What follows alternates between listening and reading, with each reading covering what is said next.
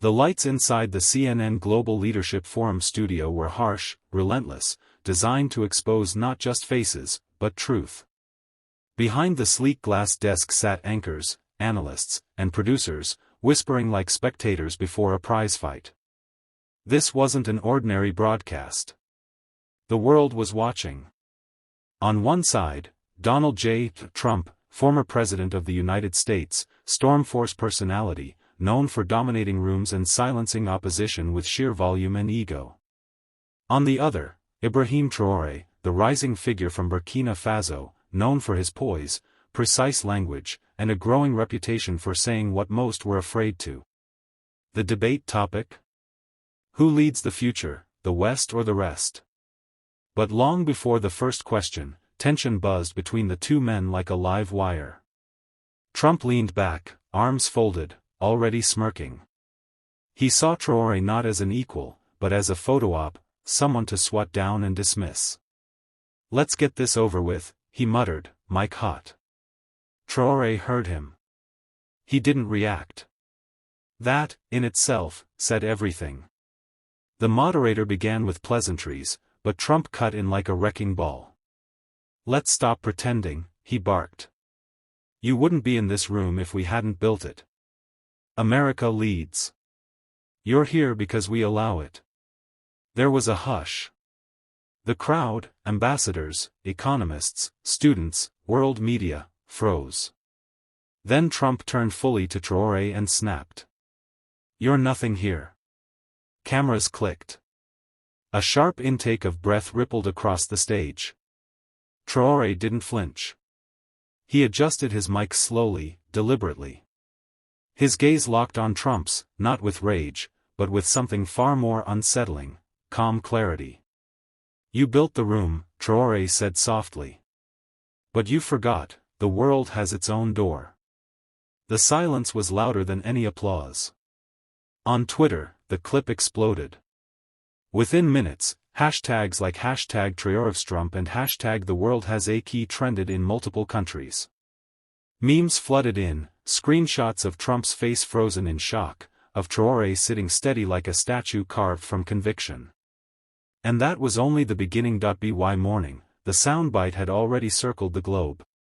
Cable news shows were running it on a loop, but it wasn't just the quote that ignited the world, it was the way Traoré said it. No bravado. No punchline. Just stillness, and a truth Trump couldn't shout over. In Washington, the response was electric. Fox News called it an ambush staged by global elites. MSNBC declared, a rare moment where American arrogance was met with grounded dignity. Social media platforms couldn't keep up, the comments section on CNN's official clip crossed 1 million in under 6 hours. At the White House, advisors who once served under Trump began exchanging private messages. He walked into that trap. Traoré didn't raise his voice. That's what made it brutal. In a dimly lit studio in Florida, Trump was already planning his next move. The smirk was gone. He called in his former press secretary and 2 loyal strategists. "He made me look weak," Trump growled. "I don't care what language he speaks, he doesn't speak for the world." "But the world's listening to him now," one aide replied cautiously. Trump glared. Meanwhile, in Ouagadougou, Traoré refused to gloat. His staff was jubilant, they'd never seen this kind of global reaction. Journalists crowded outside the presidential compound.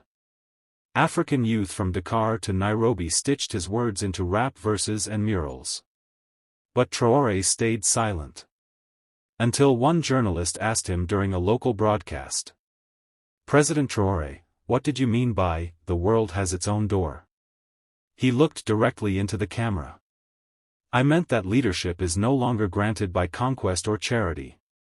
It's earned, by vision, by service, by truth. If some fear that shift, it's because they built their power on the illusion of permanence." Back in the States, Trump saw the clip. His fingers twitched over his phone, about to fire off a Truth Social rant, but he hesitated. For the first time in years, Donald Trump didn't know what to say. But he wasn't done. Not even close.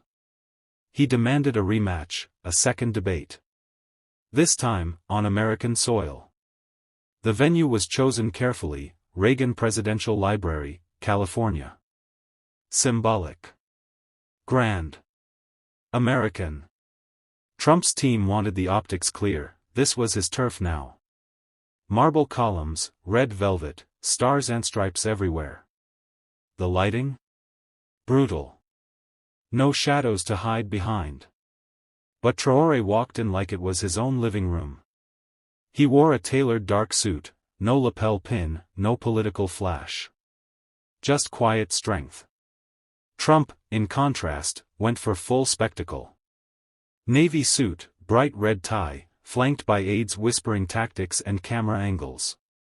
He wasn't here to debate, he was here to reclaim. As they shook hands, Trump leaned in and muttered, just off mic. You got your moment. Tonight, I take it back. Traoré didn't blink. It was never yours to keep. The moderator, a seasoned American journalist, welcomed them and immediately lobbed the first question: what defines power in today's global order? Trump jumped in before the moderator could finish. Power is security, economy, legacy, and no one does that like America. We built the order. We paid for it. And we're tired of being shamed for it. Applause rippled through part of the crowd, mostly Trump supporters.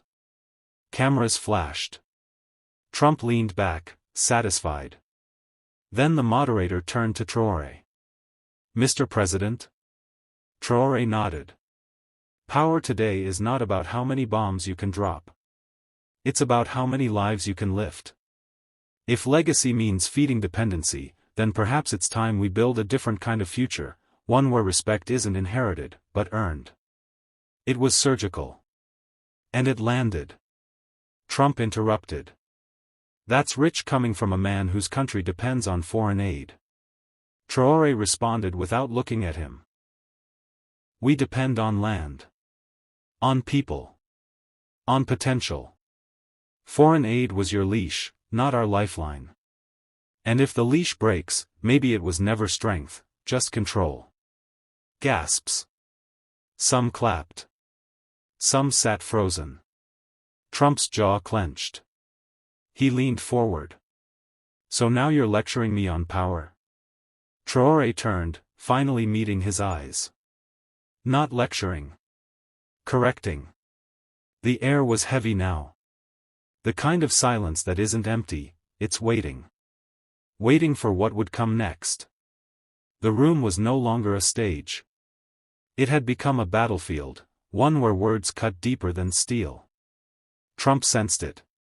The crowd wasn't just listening anymore. They were watching him, and watching Traoré. Measuring them both. Trump's pride wouldn't let him lose. Not in front of cameras. Not to someone he viewed as an outsider. He leaned toward the mic and growled, let me be very clear, America's the reason your name is even known. Without us, your country wouldn't have lights, much less a leader. You stand on our shoulders. It was the old tactic, dominance by derision. Dismiss, diminish, destroy. But it didn't land. Traoré remained still. You don't lift someone by standing on them, Mr. Trump. That's not shoulders, that's a boot. There was a pause. Then, a roar. Applause erupted from half the crowd. The other half shifted uncomfortably. Trump's eyes burned. He pointed. You think you're clever. You think the cameras make you matter. But this, he gestured to the flags, the hall, the spotlight, this is American ground. And here, I set the tone. Traoré stood. He didn't shout. He didn't point. But when he spoke, the volume dropped without being asked. You keep confusing the microphone with the message. You think standing in the spotlight makes you right. But some of us came from darkness, and still learned how to lead. A beat. Then another. Even the camera operators forgot to move. Then Traoré added, softly, power isn't who speaks loudest. It's who people listen to when the noise fades. Trump's face turned red, not from anger, but exposure. Like a magician whose trick was undone mid-performance. He slammed his fist on the desk. I've run this world before. You can't rewrite history. Traoré looked at him, calmly. I'm not rewriting it. I'm just not asking your permission to turn the page. Trump had weathered wars of words before, with journalists, politicians, even world leaders. But this was different. Traoré wasn't fighting him, he was outgrowing him in real time, in front of millions. And that made Trump dangerous. The moderator, sensing the tension spike, tried to redirect. Let's move to solutions. President Trump, what's your vision for global cooperation in the next decade? Trump didn't take the bait. He leaned toward Traoré, face tight, tone clipped. My vision is simple. Stop the handouts. Close the borders. Protect our own. And stop pretending that people like you, from places like yours, know how to run anything without us holding your hand. That was it. Gasps. Audible. Even the most loyal onlookers flinched. But Traoré didn't. He leaned forward for the first time all night. You think help is something you own. But real help lifts without branding. What you call aid, we call leverage. And we're done being leveraged. Trump sneered. Then let's see how long your little experiment lasts. Traoré nodded once. We're not asking for your prediction. We're proving your irrelevance. A low hum buzzed through the audience. Something was happening, something subtle, seismic. The energy had shifted. Trump, sensing it, gestured wide like a preacher. Look at this room. Look at these flags. This is the United States of America. This is what leadership looks like. But the more he raised his voice, the smaller he sounded. And Traoré? He let silence do the work. Then finally, leadership isn't what a room looks like. It's how people walk out of it. Inspired, or afraid. A young black woman in the crowd, seated in the back row, whispered to her friend. He's not just answering. He's redefining the whole conversation. Twitter exploded again. Clips of the moment, Traoré unmoved, Trump shouting, were already circulating under hashtags like hashtag leadership redefined, hashtag Traoré effect, and hashtag whenCom What was supposed to be Trump's grand return to dominance was slipping into something else entirely. A lesson. By the time the debate ended, the world was no longer debating who won, only what it meant. Within hours, TikTok was flooded with side-by-side videos, Trump pounding his fist, Traoré sitting still. One clip simply read, "Power isn't volume. It's presence." MSNBC's morning panel called it, "a masterclass in restraint." Fox News scrambled to reframe it as, "foreign provocation designed to humiliate a U.S. president." But it was too late. The people had made up their minds. Traoré returned to his hotel, exhausted but resolute. His staff was buzzing, but he remained quiet. This wasn't a victory, he said calmly. It was a mirror. And now, people have to decide what they saw in it. Back at Trump Tower, the mood was volatile. Trump watched the footage again, not of himself, but of Traoré. He replayed the part where the Burkinabe president said, "Leadership isn't what a room looks like. It's how people walk out of it." He couldn't stand it. He stood up and yelled, "He made me look weak. On American soil." An advisor tried to console him. "The base still loves you, sir." Trump turned, furious. It's not about the base. It's about control. If people start thinking he represents strength. He didn't finish the sentence. Because he knew the rest. Meanwhile, in Ouagadougou, the impact was felt instantly. Universities held watch parties. Farmers from small villages sent messages of pride. A mural went up overnight, a hand holding a pen, writing across a cracked wall. Turn the page.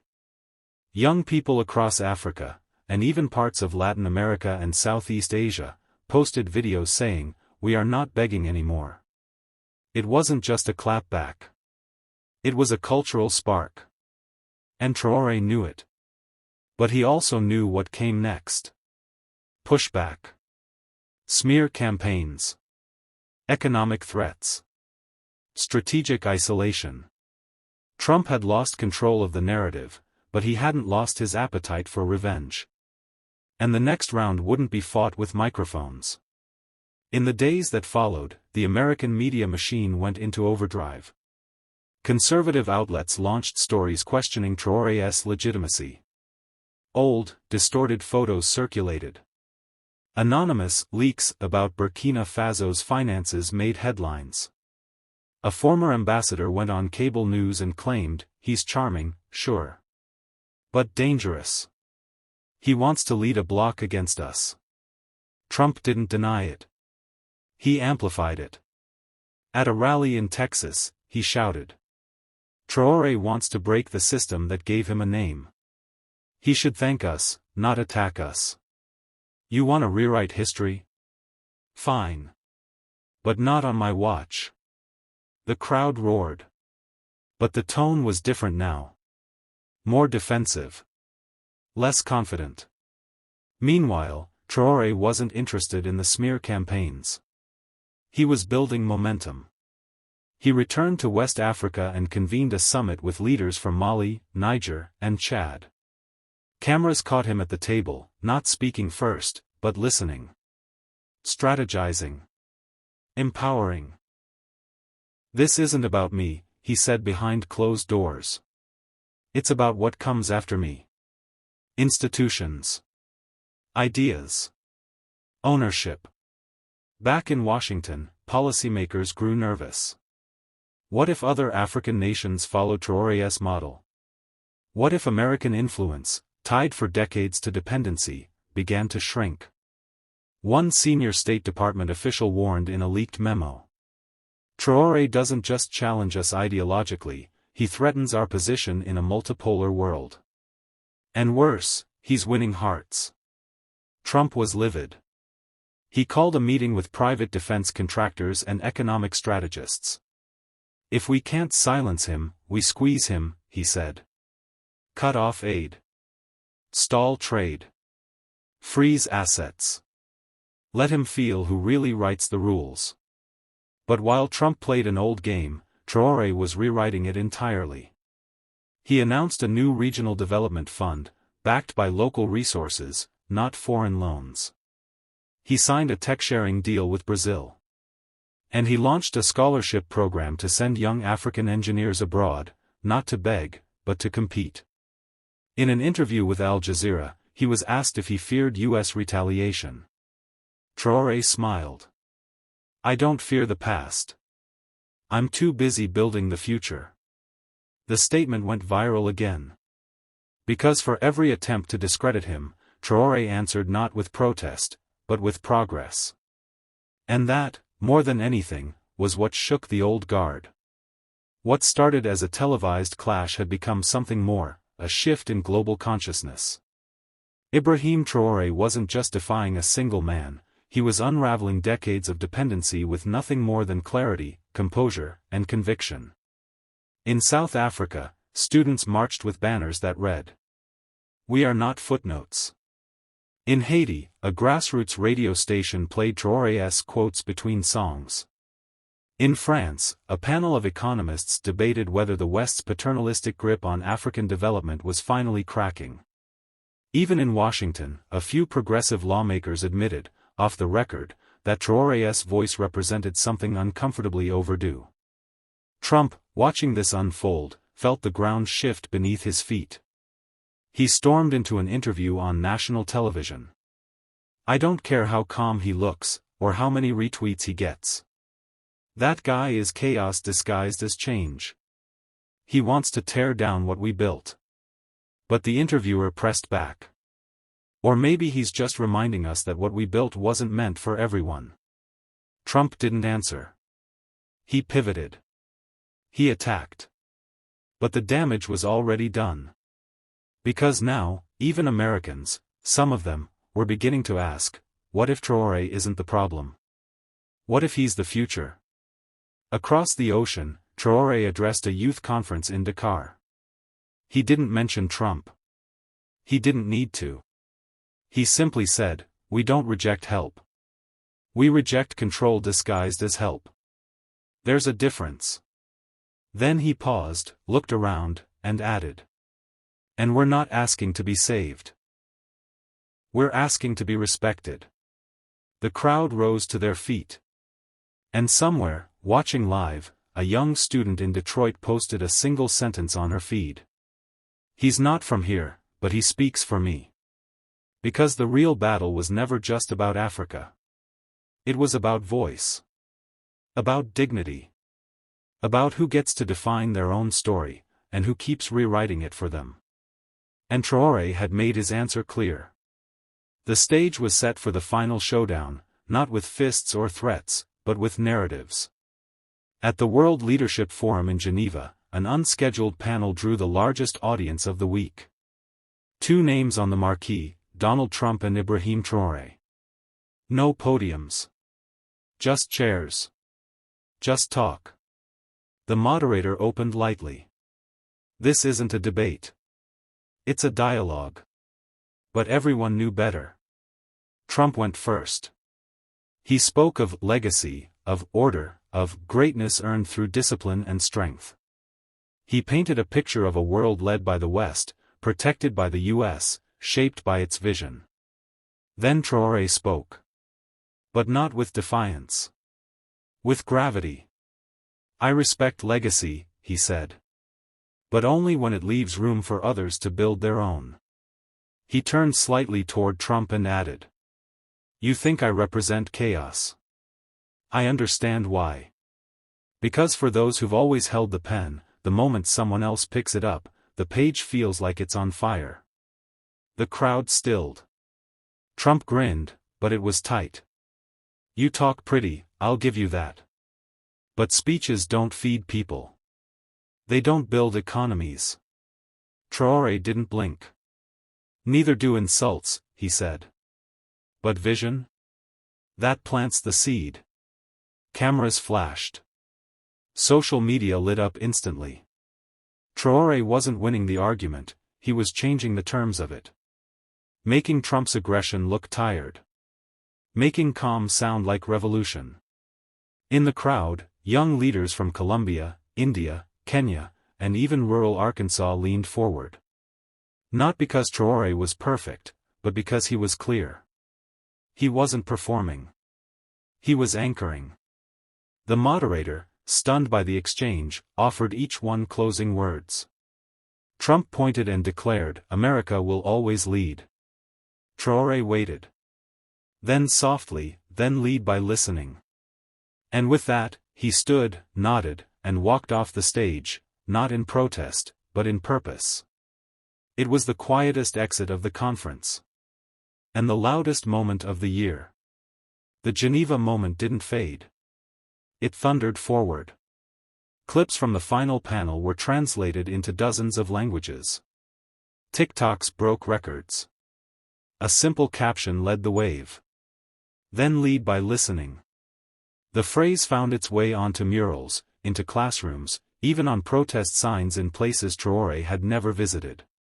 But back in Burkina Faso, Traoré remained grounded. He wasn't celebrating. He was working. He visited a community school where kids were learning coding alongside agriculture. He spent hours listening to young women pitch local business ideas. He met with farmers to talk about soil, not sound bites. Meanwhile, Trump returned to Mar-a-Lago to mixed reactions. His base still applauded, but something was different. Late-night hosts weren't mocking him this time, they were quoting Traoré instead.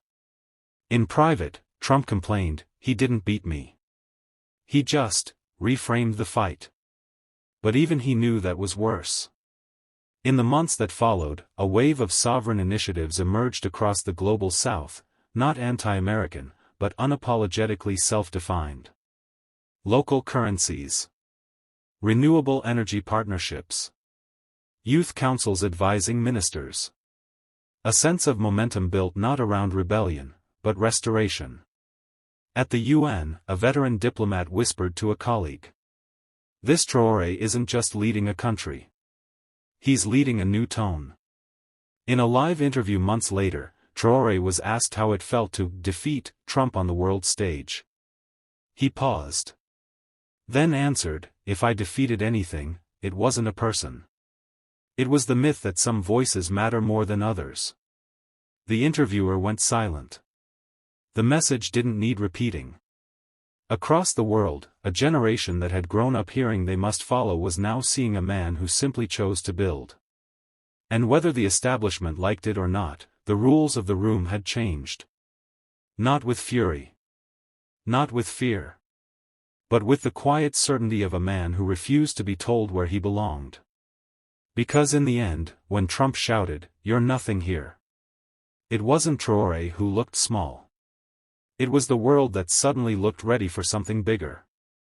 When history looks back on this moment, it won't remember the noise. It'll remember the shift. A man who wasn't supposed to speak, spoke. A voice from a forgotten place was heard. And when power tried to mock him, dismiss him, erase him, he didn't shout. He didn't fold. He built. Ibrahim Traoré didn't ask for permission to lead. He reminded the world that leadership isn't about where you're from. It's about what you stand for. So when someone says, "You're nothing here," you smile, and show them exactly why you are.